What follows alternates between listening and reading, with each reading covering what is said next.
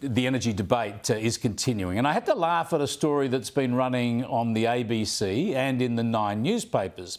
The reports have been aimed at undermining the Coalition's nuclear energy policy. The Coalition has cited the huge and industrialised Canadian province of Ontario as a good example of where nuclear power provides affordable, reliable and emissions-free electricity. But the ABC and the 9 newspapers have been busy quoting a Canadian expert who highlights the role of electricity subsidies in that province, totalling more than $7 billion a year. This is supposed to prove that nuclear is uneconomic, I guess, as if a province would be deliberately harming itself and its economy.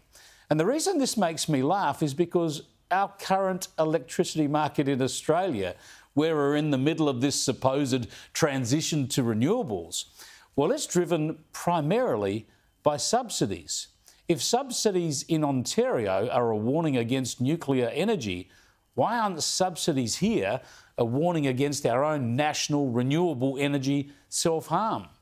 The Centre for Independent Studies has totaled the federal government's renewable subsidies over the past decade at more than $29 billion. That's almost $3 billion a year. And that doesn't include state government subsidies, and it doesn't include huge government expenses like the $15 or $20 billion they're spending on Snowy 2.0, or the hundreds of millions of dollars being paid to coal-fired power stations to stay open because renewables aren't doing the job. And it doesn't count the $3.5 billion the Albanese government is spending this year on electricity bill rebates, subsidies, to help households and artificially keep inflation down because its renewables plus storage model is in a shambles.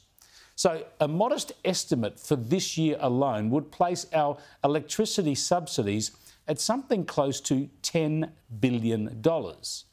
So yes, renewable energy zealots, talk to us about subsidies. Remove them all and remove the ban on nuclear power, and let's see what the market might deliver.